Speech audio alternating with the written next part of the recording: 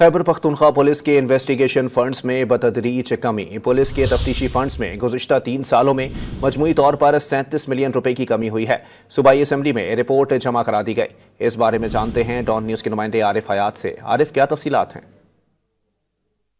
जो report Khyber Pakhtunkhwa assembly में जमा कराई है तो उसके मुताबिक खैबर पख्तूनख्वा पुलिस को गुज़िश्ता 3 साल में जो इन्वेस्टिगेशन के लिए फंड मिला है तो उसमें बतदरीज कमी आई हुई है।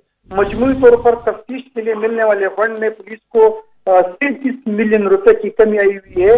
इन्वेस्टिगेशन की मद में फंड मिलने वाले साल 2021 और 22 में पुलिस को 122 मिलियन रुपए मिले हैं।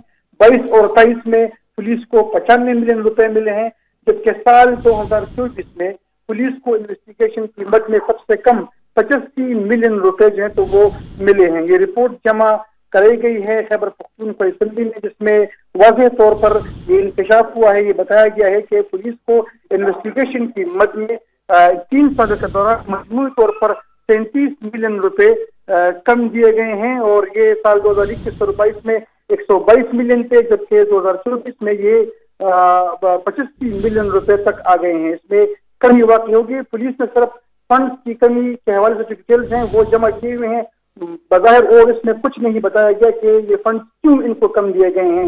लेकिन अगर देखा जाए तो बारहा असम्बली में भी अब पुलिस की तरफ से पुलिस के कमजोर तफ्तीशी निज़ाम